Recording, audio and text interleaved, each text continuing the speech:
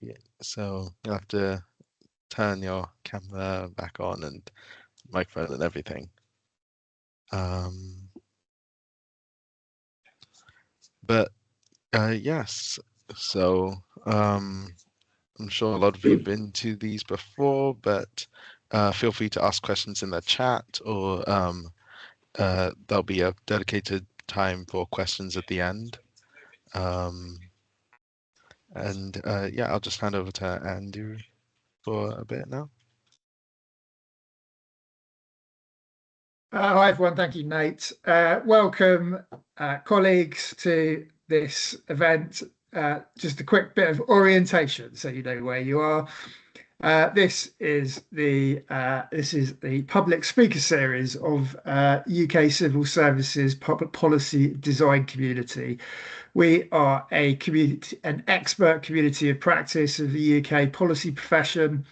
And we have about 1,000 members in 165 UK public government organisations who specialise in using design and innovation in policy making.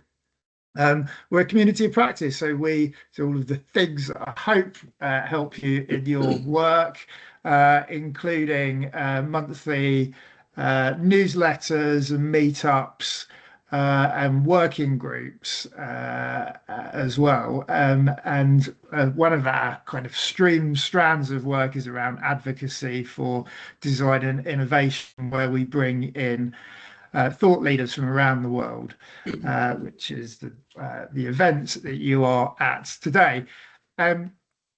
We love making new friends. So if you would like to join the community, I'm going to put some information in the chat in a moment. If you are a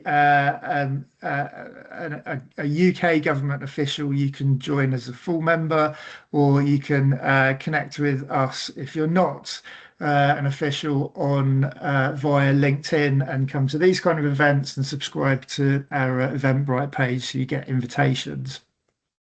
The only other thing I will tell you to do is to make sure that you check out our events page. So all of our events are publicised on our events page. And we also put videos up of our previous speakers. So I'm going to update the page this week, and you'll be able to watch last month's video, last month's speaker, who was Jeff Mauldin. And you'll also be able to book for next month's speaker, who is Joe Shakir, who is the design director at the Royal Society of Arts. That will be taking place on the 12th of February at midday. Great. Okay. Thanks for listening to me. Enjoy today's session, and Happy New Year. Back to you, Nate. Sure, thank you.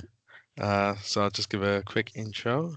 So today we've got Chelsea Mauldin with us, and she is a social scientist and designer with a focus on government innovation. She directs the Public Policy Lab, a non-profit organization that designs better public policy with low-income and marginalized Americans. The Public Policy Lab partners with government agencies and NGOs to develop more satisfying and effective policies and service delivery through ethnographic research, human-centered design, rapid prototyping, and formative evaluation. You can find out more on their website, and I'll post the link in the chat in a minute. Chelsea is an adjunct professor at Columbia University School of International and Public Affairs, and a frequent keynote speaker and panelist. Previously, she consulted to municipal and federal agencies, directed a community development organization, led government partnerships at a public space advocacy nonprofit, and served as an editor for publishing, arts, and digital media organizations. She's a graduate of the University of California at Berkeley and the London School of Economics. So welcome, Chelsea, and I'll hand over to you now. Thanks, Nate. I feel very august now, having had my professional bio read in that way. I'll try to live up to my accolades. Thank you all so much for coming to see this presentation this morning. I'll tell you a little bit about the work that we do at the Public Policy Lab. And then I'll share really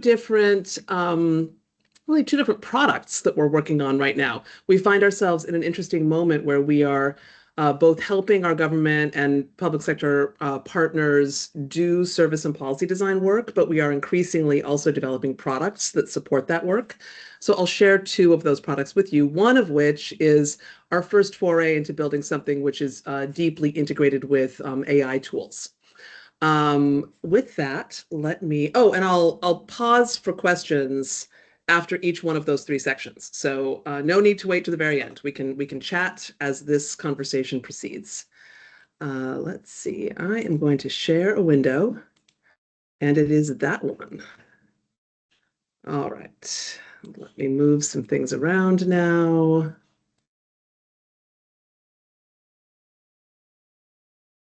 Okay, good to go. So as Nate kindly mentioned, the Public Policy Lab is a nonprofit organization, a charity based in New York City, which, as you can see, looks beautiful from the sky like this, although I must admit it's a little stinkier at the ground level. And the Public Policy Lab is actually based right there in that big white building that you can see lurking behind the Manhattan Bridge. So if any of you are ever in Brooklyn, please do give us a ring and come visit. We design both policy and services, and with a particular focus on the experience of low-income and marginalized populations. So this is not to say that we will not tackle challenges which are sort of more broadly applicable to a wide range of Americans, but we have a particular focus on trying to improve the delivery of policy and services for folks who are most likely to face challenges when accessing those services. So we've talked about policy design and service design, and I'll do a bit more description about what we mean by those things in a moment. But I want to say that when we are doing service and policy design, we are almost always necessarily doing these other four things that are on this slide. We are conducting research with not only members of the public, but also people who deliver services, frontline staff, excuse me, operations directors, and also policymakers. We're trying to understand, how does an entire policy system function? We are doing community engagement, by which I mean we are going into communities and talking to people both who are using the service, but also people who are not using the service, people who should be using a service, but who aren't accessing it for any reason. And I joke that this photo here of a big round table in a hotel ballroom, this is actually the worst form of community engagement, one in which you are in this kind of very structured and artificial environment. Our preference, in fact, is to do much more ethnographic research where we go to people in their homes, in their workplaces, in their houses of worship, in their schools, and engage with them where they actually live their lives. We think that that leads to much richer insights about what people's requirements are. As we are doing policy and service design, we are asking what kinds of products and tools will actually help people access and use policies and services. Sometimes those are digital interfaces. The world would like to assert that everything can be turned into a digital tool. I personally think as long as we remain inside of bodies, that we are going to need things other than digital solutions, that we're going to need hard copy materials, we're going to need opportunities for people to interact with each other face-to-face or via voice or video. So we're always asking, what's the appropriate set of tools to help deliver a policy and service? And then finally, we're always asking a question of, how do you get a complicated system to change? Because when we're doing innovation, what we're doing is change. So this question of, how do you help systems become new versions of themselves, is also a very explicit component of our practice. We do this across a wide range of different subject matter areas. I won't say much more about this, except to note that we made a decision very early on, when we founded PPL about 15 years ago, that we were not going to focus on any one particular area of policy or service delivery, but rather we thought we would be more effective if we moved amongst many different domains so that we could sort of carry news and insight between them. Similarly, although we are based in New York City and do a great deal of work with the city of New York, New York is 8.5 million people and gives us plenty to stay busy with. We also think that it's very useful to do the work all across the United States because there are different needs in different places and different communities in different places. And not only do we hopefully then deliver greater value to more people, but additionally, we learn things from the different environments in which we conduct our work.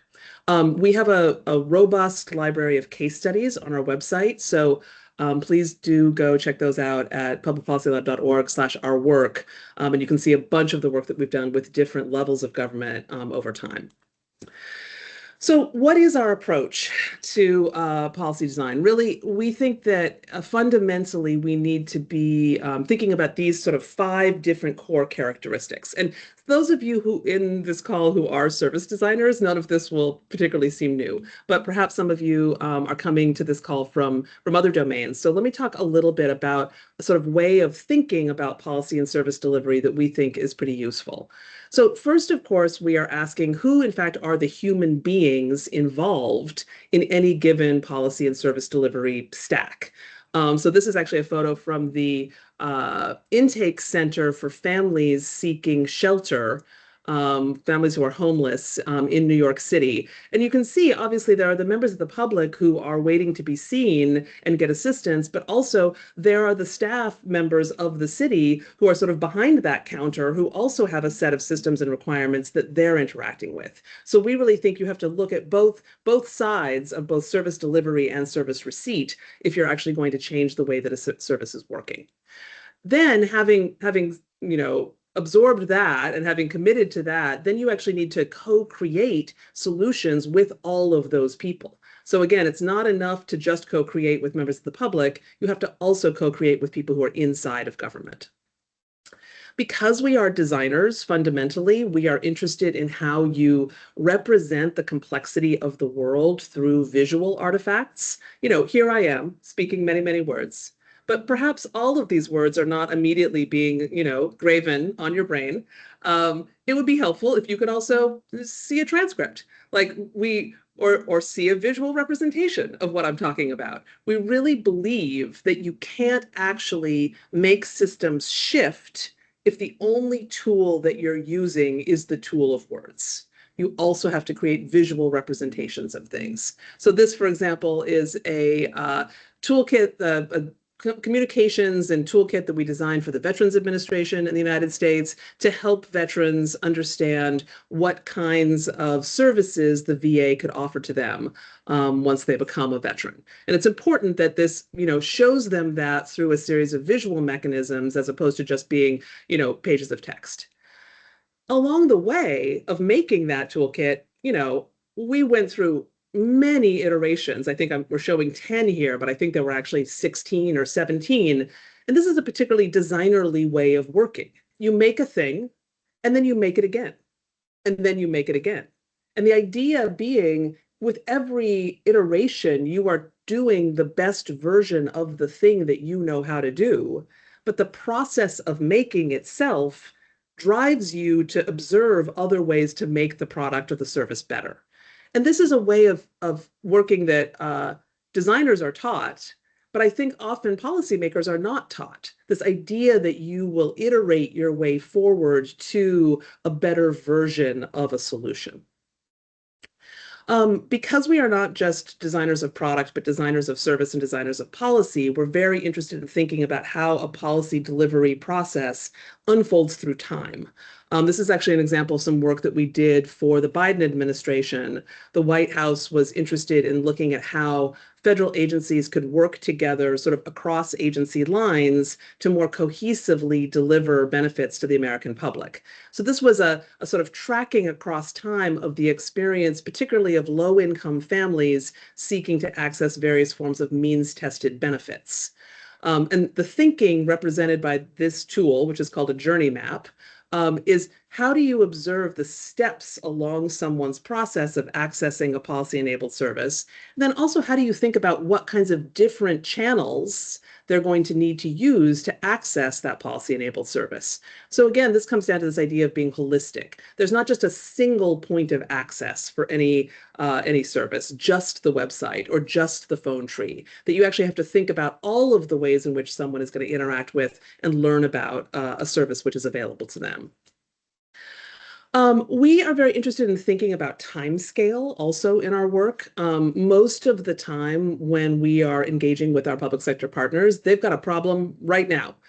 There is an issue which is emerging in a space of policy or service design, which is immediately problematic. But we've come to believe that a problem with only working in the now state is that you actually don't get to the deeper systems transformation, which will change the way that the world works in the future. So we are increasingly asking our partners to engage with us in a sort of commitment to thinking both about now and also thinking about a timescale that we're beginning to refer to as a next administration future, meaning it's reasonable inside of a politically organized system that the primary focus is on the timescale of the administration currently in power. But that is not actually the timescale of our lives as humans. Our lives extend, hopefully, beyond the next 4 or 5 or 8 years. So really helping our partners inside of government find the financial capital and political capital to make investments that are going to pay off in the next administration is increasingly a question that we're seeking to solve in our partnerships. And then finally, I'll say that we have a commitment as a nonprofit, as a charitable organization, an organization which is chartered to work in the public interest, that as much as possible, we want our work to be public and open. And we think those are actually two different ideas. One is that everything we do, we try to make it as publicly available as possible in the hopes that it generates value for people outside of our team and our immediate set of partners, but additionally open in the sense of open source, in the sense of adoptable. So one of these things you're looking at right now is the data portal that I'll tell you about it in just a minute. But then additionally, this application you see on the other side, we developed a new application process for supportive housing vouchers for the city of New York, ways in which tenants can receive, have a portion of their rent paid through government subsidy. We then went to the Federal Housing Agency and said, hey, we just redesigned this entire process for the city of New York, your largest user of these vouchers. Wouldn't you like to also have all of these new materials and systems that we've created for every public housing authority across the country? And HUD thankfully said, yes, they would. So we were able to take the work that we had developed in one context and convert it into templates that were reusable for other public housing authorities.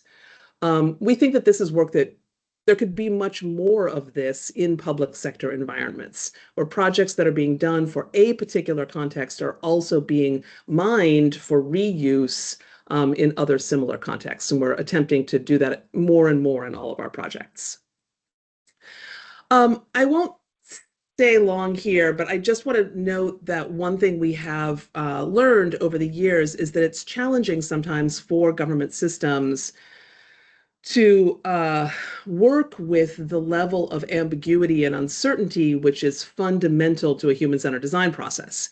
I mean, as a human-centered designer, you don't know what you are going to make until you have done research and collaborative iterative design with the intended end users of your product. So there's no way at the beginning of a project that you're going to know what the final outcome is going to be. That's challenging for a bunch of contractual reasons, for procurement reasons. So what we have learned to do is we use this agile informed, or I should say even agile, a bastardized agile process where we operate in a series of sprints and releases, where we can say to our public sector partners, we will, at the end of each one of the releases of a project, have an output that we can commit to. After research, there will be research findings. After co-design, there will be prototypes.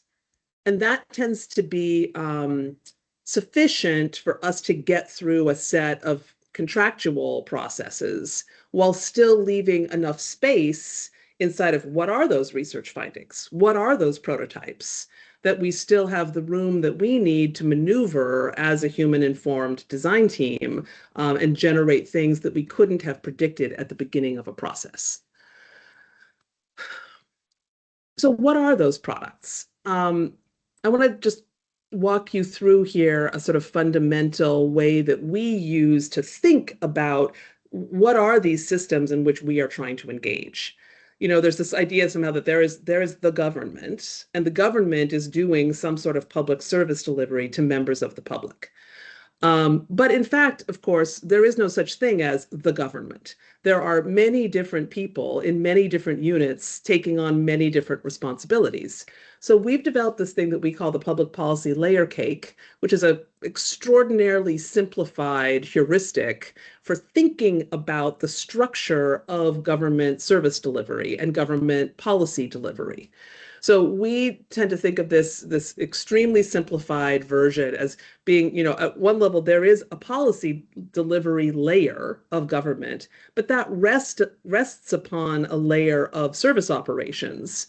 And those operations themselves rest upon a series of sort of systems and rules, which rest upon an enabling foundation of policy mandate. And at each one of those layers, there are human beings. Government is, in fact, a bunch of humans, like, most of our human systems, there are humans still involved. A bunch of humans doing a bunch of things in order to deliver these services to the public. And the public, on its part, has various ways, various modes of interacting with those different layers of government, from service usage at the point of service delivery to voting in a democratic system where there's political participation. And that's a way that you as a citizen can select the public officials that are going to make those policies that are going to fundamentally enable the service delivery at the other end of the system. So we say to ourselves as designers, how do we interact with this layer cake? So we have a sort of framing where we think at each one of those layers of the system, there are things that our team can design, from the sort of most obvious service usage products, the tools and interfaces that a member of the public uses to engage with the delivery of the service, to what we call things like consensus products and opinion products. Like the ultimate opinion product is a ballot, and a ballot too is a designed object. Whether it's a digital interface of a ballot or a paper ballot. Not only can we design all of these products and tools for members of the public, but additionally, we can design a suite of different kinds of products and tools for people inside of government that they need to be able to best do their job. So that's what you see here in this kind of stack next to the government staff. So when we are looking at some given arena of policy and service delivery, what we are asking is, what things in these 8 boxes can we best make? And we have come to believe that you don't shift the way a system functions if you are only redesigning for essentially one point in this stack. If you were only redesigning service usage products, you are not changing the way that the policy delivery stack functions. So our preference is, as much as possible when we're working on projects, to be able to design for all of these different kinds of points of interaction and points of decision making. Okay, let me pause there. That was a bit of an overview of the Public Policy Lab, what we do and how we do it. Do people have questions for me before I move on to talking about 2 of the products that we are currently building? I'm looking at the chat. The chat is silent. I'm looking at the people. Their cameras are off. Okay. Either you're all stunned or I've explained everything perfectly. Let me move on to talk. Oh, wait, Melissa has put up her hands. Melissa, can you? Yeah, sorry, I was just having to agree to audio there. Hi, Chelsea. I've been thinking about how on earth I word this question. I suppose what I'm reflecting on from my own experience of trying to work in this sort of way as a policy professional, do you know what? I think it makes sense when you look at all the steps set out and you start working through those. But I think what I find really challenging, and this doesn't happen all the time, but sometimes you get to a certain point where you think, actually, this isn't the right thing to do. Sure. And is that because you haven't identified your problem or your research correctly at the beginning? Or is that actually the model being successful in telling you that you've iterated and worked out that actually this isn't something that you need? So I wonder if you have any reflections on that. Sure. I actually think that in some ways that is a sign of success, that you are able to observe in the process of development that a thing you are making is not working. And thank heavens you observe it then before it actually gets deployed out into the world and hundreds of thousands or millions of people have to use a thing that doesn't work well. I think that the hard part is that if you've invested a bunch of time and effort and budget in getting to a certain point, it feels increasingly difficult the farther along you are in a development process to say, sorry, we have to throw this out and start over again. I don't know how many of you are familiar with a framework that's called the Double Diamond. It was actually developed by the Design Council in the UK in the early aughts. And that idea is that in a design process, you're recurrently going through a process of sort of opening up the idea space and then closing down again with a set of decisions. And really, if you look at this framework that we use, and every design organization has its own version of this, I actually think that each one of these sort of 5 phases of work is essentially an opening and a closing. You are developing an idea of what the scope of your project is, but then you are actually making some very specific plans about how you're going to go out and conduct that project.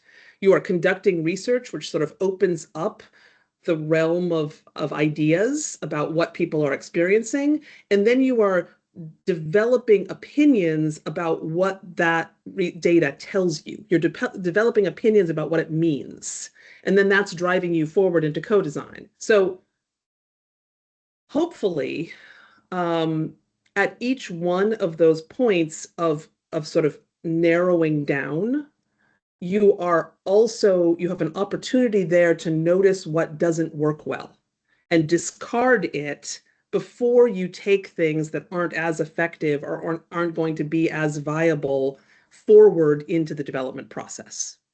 Does that answer your question? Yeah, that's really helpful. Thank you. Sure. I see another hand is up, but I don't know the name of this person. There you are. But you're on mute.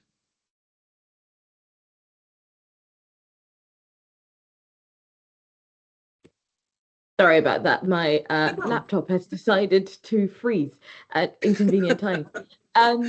This is very interesting, and I guess I should hold my hand up and say I'm a policy person, and so while I've been always very interested in policy design and the intersection between the two, my mind is always on the public, the sort of elected officials.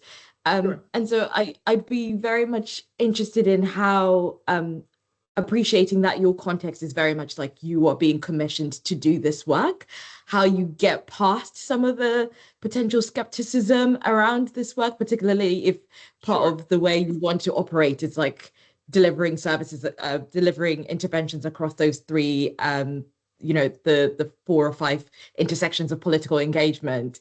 How you sort of, how could you translate some of those principles within the sort of framework of working to the political actors rather than the political actors already being brought into what you're doing? One thing I will say about a design approach is that designers are actually very fond of constraint. Like the fact that there are limits makes the design process easier. Because if somebody says, design anything for anyone with any amount of money and time, then you would be like, well, I don't know, how do we even approach that? So if someone says, no, you've got to figure out a better way to deliver on this policy for this population in this time frame with this amount of money and this number of people, that's in some ways actually an easier overall assignment. Because then you're like, okay, well, that just shut down a whole set of avenues. We don't even have to waste our time thinking about all of those things that are no longer possible. What that then requires is early in the scoping process, having honest conversations with your partners about what impact they can expect from the zone of maneuver that they have left you.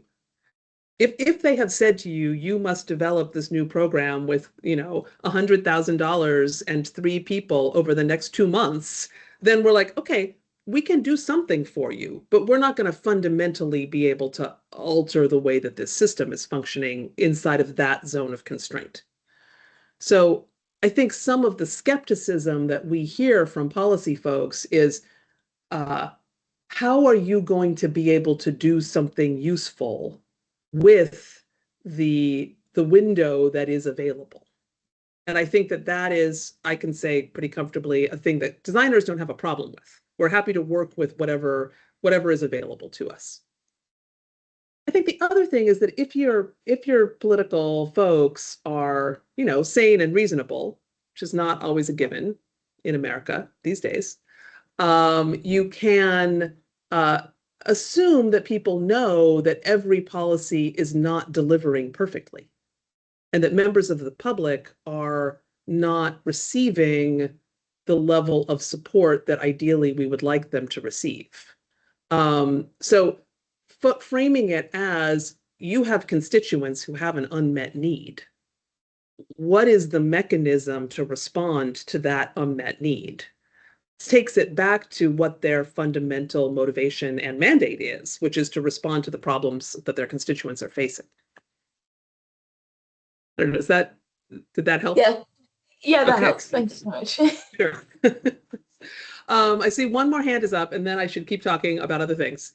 But if you, hand person, come off. Oh, there you are. Sure. Thank you. Thanks, Chelsea. Sure. My question was quite similar to the previous one, actually, where I was going to talk about how do you best get the merits of this framework across to government officials, where in a world, say, you haven't been commissioned, but you really want officials to use this setup. The issues that you've mentioned around, like, this is iterative and there will be potential failures and setbacks, and this is bottom up, whereas a lot of central and federal government don't necessarily like to do a lot of user-centric design, give up those tools. How do you convince government officials that this is the right way to design policy? Sure. I mean, I think that there are, I think a two-pronged approach is useful. If you have quantitative data that says, getting people a voucher to support their rent is taking 14 months. And in the meantime, people are living on the street. If you have that data point, that's useful. But then you also need to be able to share the stories of people who are having that experience. And you really ideally have both of those things. You have both quantitative data that gives people a sense of security. It gives officials a feeling of safety, that you are giving them numbers with which to anchor a decision. But in fact, people are not emotionally motivated by numbers. You have to also give them human stories that create an emotional impetus to require change.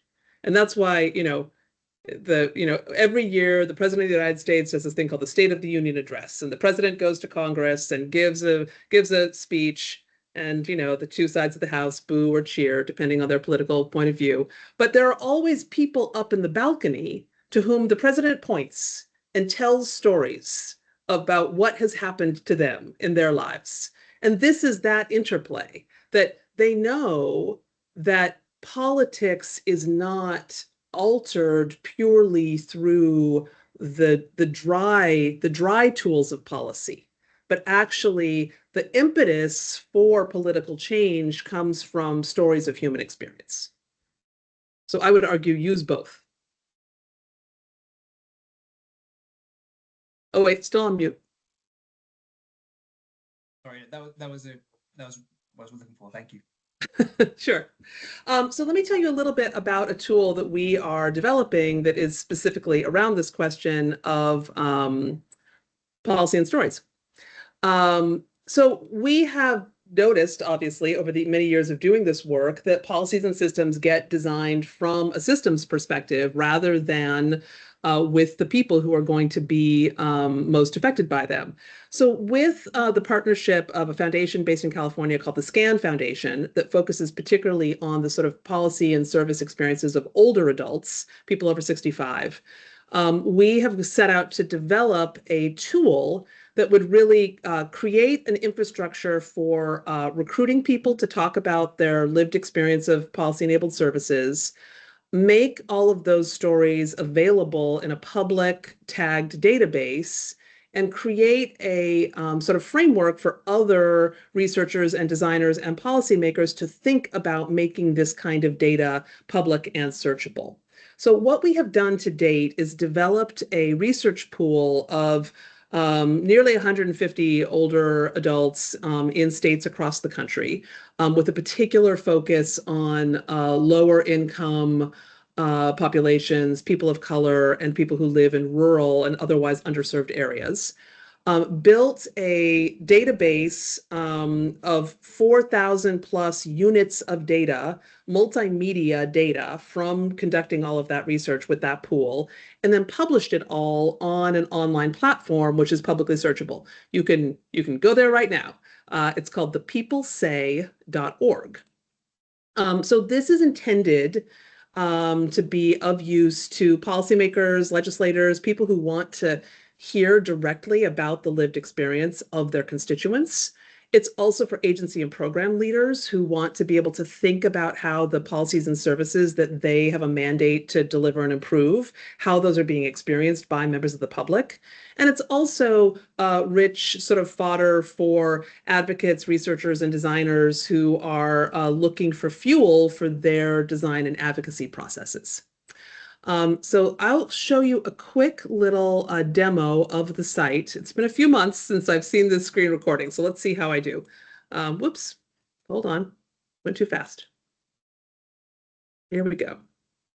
Okay, so if you go up to the data tab on the site and go to search the database, then you will see all of these data units. And we call them data units because they're not a point of data, but rather a compilation of multiple data points. You can see that there on the left, there are a bunch of ways to filter all of these data units. So you can say you want to see stuff about people's employment experience. And now instead of 4,000 data units, you've got 209, which speak to that. And then you can click into one of these data units and you'll see you can read a full transcript of the interview with this member of the public. You can watch video of her. You can see a bunch of sort of demographic information about her. You can also click off to this profile card and learn more about her. And then also see all of the other data units we have from her where she's talking about a whole range of issues. In addition to the raw data, as design researchers, we have synthesized this data into 10 big insights, policy areas where we think that policymakers should be more attentive to the needs of members of the public. I mean, in each one of those insight areas, we have sort of collections of video data units that are people speaking to those particular topics and issues. And these are sort of like carousels. So you can flip through and watch a whole series of clips from the research that we've conducted with these folks. So that's a little bit about how the platform works, but let me actually show you a little bit of what this video looks like. Being a rural community, I think they feel we don't have a good grasp on living a good life. I mean, I really do. Kind of look down on us being rural. When you have a doctor who's afraid to touch you, I don't trust a doctor like that. So I've had several situations that are not right. And that's where my lack of trust comes from. You know, can I trust you? Can you even speak to me and present to me as if I'm a human being that you care about? I have a problem with my nose running. I went to an ENT. You know, he told me, he says, all women over 80, their noses run. And I said to him, that's not true, doctor. And he looked at me. I guess it's, you know, like anybody contradiction him. But I have a sister 92, 187, and 184. Their noses do not run. Okay. So he was lying to me. He just didn't know what to help me with. So I quit going to them too. And sometimes you go to some doctors, they never sit down, they just come in here and say 1 or 2 words and gone. I write the prescription for that, but my doctor that I got now, and then the health doctor, he gets his stool and sit right in front of you. And we talk, and he asks you, make sure you, anything else you want to know, what's this and what's that. But you know, when they sit down and act like you family, sit down and talk to you instead of running in and just up and go. That's a little bit of the sense of what this data feels like. And we've found that it's very effective in helping people understand the lived experience of those community members. Let me say that the way that we think that this can best be used is really to filter by these specific policy programs, to be able to filter by the sort of sociodemographics of the people who we're interviewing, and then be able to review these distilled insights that we've created and potentially embed this data directly into reports and presentations. So we are working right now with both researchers and advocates and also with people on Capitol Hill to help them better use this data to inform and influence the way that legislation and program delivery is being designed. I'm actually going to jump over questions and keep rolling because I want to tell you quickly about this AI project that we're working on, and then we can talk a little bit more at the end. So another thing that we're working on is the redesign of notices for a program called SNAP. SNAP is the primary way that low-income Americans receive food assistance. So you have to be, you know, quite low income. It's the federal poverty level currently is about 24,000 pounds for a family of 4. And currently, this program is serving about 42 million people, or about 12% of the US population, meet that income threshold and have proven their eligibility to receive this food assistance. The money comes from the federal national government, but it's administered on a state-by-state basis.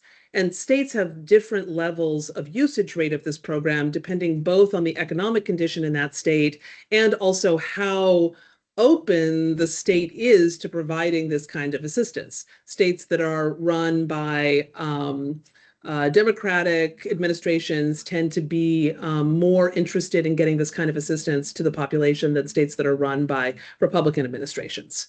So the rate of usage varies widely across the country, from as much as 20% of the population in a state receiving food assistance to as low as around 5%.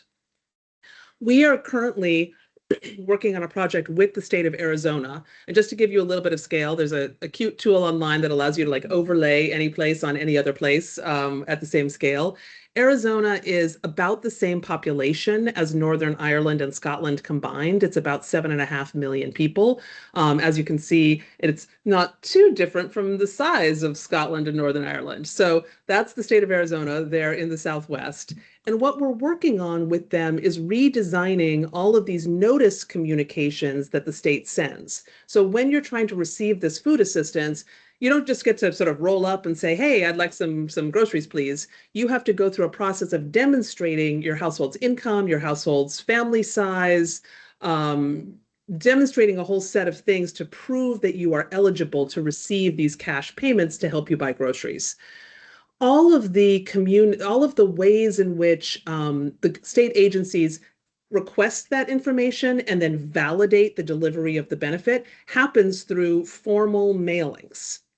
Some states have also developed digital systems for this, but not most of them. Most of them, they are still sending paper letters in the mail.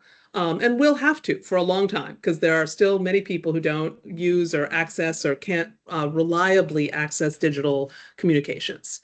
But these communications are often hard to understand, hard to read, use sort of legal jargon that people don't grasp. So let me actually tell you a little bit about, you can hear a little bit from some Arizonans about their experience trying to understand these notifications. I just saw the benefits approved and I looked for the amount, to be honest. So all the other information I didn't really seem relevant. didn't pay attention to. When I read this part of the sentence, we made a change to your case. What change? What change was made? It says why the change was made.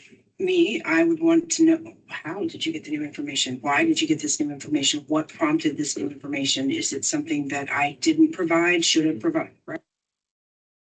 So you can see that people who are actually using these communications often are confused by what they're seeing. So our team has been working in collaboration with the state and with members of the public to redesign all of these notices. The problem now is that a national bill was passed in October, which is called variously the One Big Beautiful Bill, or HR 1. And that bill says that any state in the United States that has an error rate of greater than 6% is going to begin to have to start paying a chunk of the costs of this program. Currently, 42 states have states over this error rate, and that means that they will be looking at essentially penalty payments of hundreds of millions to even more than $1 billion per state. That is going to drive states to either reduce food assistance or in some cases actually get out of the business of providing food assistance. We could talk a lot about the political context for this, not time, I'll move on, but the scale of this is immense, and the primary tool that the states have to make sure that they are delivering and collecting the right amount of benefits sort of rotates around these problematic notices. Arizona, however, has 171 different SNAP notices just in Arizona. So imagine it's 171 different notices, but now 42 states need to be able to redesign those notices to actually collect the correct information from people and make sure that they're delivering the correct level of benefit. So you've got all these complex regulatory processes. Then you have a whole set of accessibility needs around how do you make sure that the notices are clear and comprehensible to people. And then you have the systems constraints of like, how is the notice actually going to be delivered to people's mailbox? In Arizona, for example, they have different multiple mainframe systems that print and mail these notices. One of them can only print notices in 12-point courier type. So the question is, how do you create an easy to use and easy to understand notice when you have those kinds of production and design constraints? So what our team is attempting to do is build on all of the work that we've been doing in Arizona and create an AI-powered tool that will rapidly generate what we're thinking of as very good first drafts. They're still going to require review, but we're hoping to help these 42 states by making it so they can very quickly redesign or generate new template notices for all of these different use cases that they have. And we'll be piloting this with the states of New Mexico and Oregon, who are going to join us to actually test these with members of the public, as well as constituting a sort of advisory board of a bunch of other states who are going to provide input and feedback. So the goal here really is to combine both some of the real benefits of using AI technology with continued human oversight and engagement to solve this sort of overlapping set of regulatory accessibility and system constraint issues. So just to give you like the simplest possible overview of the technical architecture here, we're developing these sort of different, what we're calling bots, a drafting bot that will generate initial notices that align with a set of federal and state regulatory policies, a simplifying bot that then takes those notices and plain languages them and also improves the visual design of them, and then a designing bot that takes into consideration whatever the particular production constraints are of a given state's sort of production and mailing system. At each one of these points, we are also building in a process for staff review, so that at no point are we pushing materials out to a vulnerable public that have not also been previously reviewed by a staff member who can sign off on them.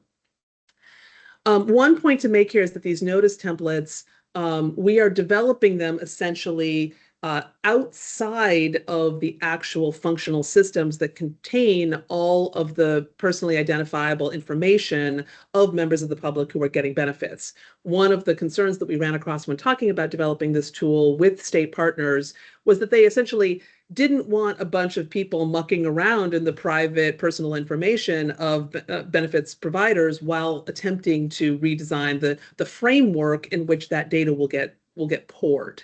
So we will be delivering notice templates that hopefully are pretty plug and play, that states can take them and sort of plug them straight into their delivery systems.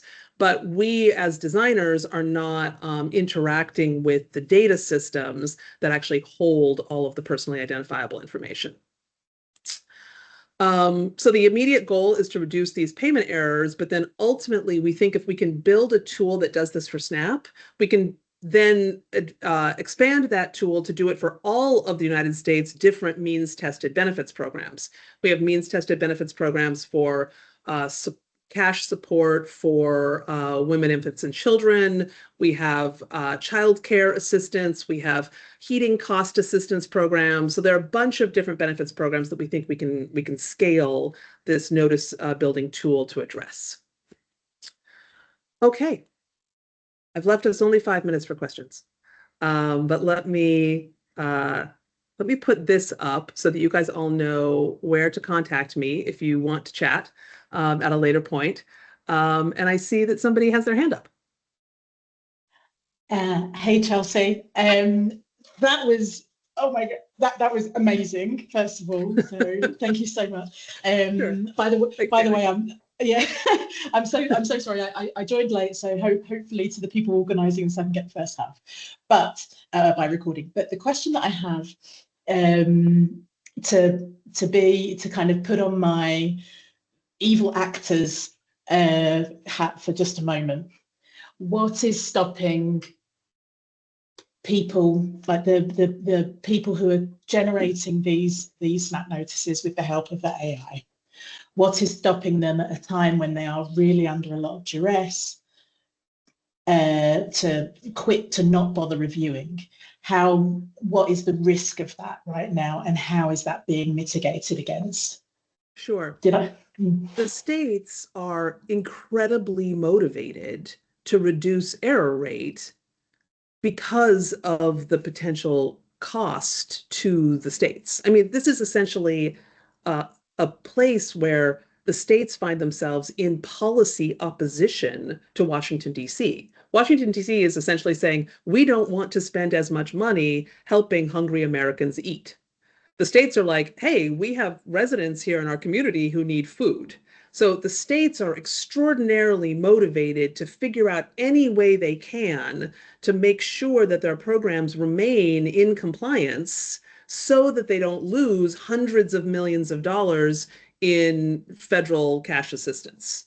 So but the scale of redesigning those notices is overwhelming, and they don't have the capacity to do it in the time frame available. That's where we're hoping that AI is really going to provide this kind of like the speed component that would not be available if we had to rely on humans doing it. No, that's brilliant. And I hear what you're saying about it being kind of built into the potential for penalties to make sure they do the reviewing. Right. Yeah, absolutely. Well, thank you so much. I just want to address something that Harriet says here in the chat about sharing personal information on the People Say tool. And I see because a couple of people plus that. Absolutely. We were quite nervous about that. When we went to build this tool, we were worried. We were worried about whether we were going to expose the members of the public with whom we were engaging to some kind of, bad outcomes. So first, we only recruited people who said that they were willing to have all of their information publicly shared. Then, post conducting the research, before we had built the first iteration of the platform, we actually printed out all of the data units that we were going to use, because these were older adults who often don't use the internet so well, and sent those to them in envelopes and had them review what we were about to publish and tell us if we should not publish anything that we were planning to publish. The first release of data was about 2,000 data units. Of all of the participants, they asked us to retract 3 of those 2,000 units. And it wasn't because we were saying anything particularly personal. It was a woman who was like, you've got a thing here about what I ate for breakfast. That's stupid. Nobody needs to know what I'm eating for breakfast. And now that the platform exists, it's a lot easier for us. We can actually show people, here are the data units that we are going to push live. Are you okay with these going out? We do a very lightweight kind of barrier, so that before somebody can click in to actually watch video on the platform, they have to agree to the terms of use. And we don't currently have the ability to download video, in part because we were concerned about bad actors. So far, we have had no reports. It's been live since July of 2024. We've had no reports of there being any bad usage of any of the data on the platform. But we are super attentive to that. And obviously, if any participant ever wanted their data depublished, we would do that, and we make that commitment to them. I think we are at time. Oh, and there's a whole section on the platform in the research drop down. There's one of the options there is methodology, and you can read more about the methodology behind the research.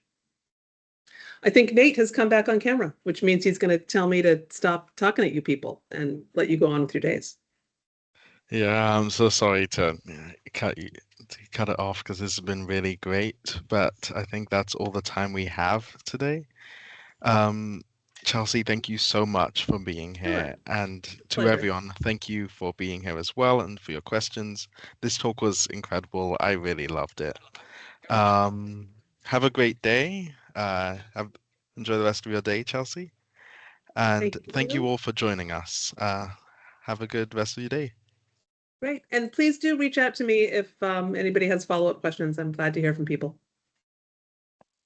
Bye.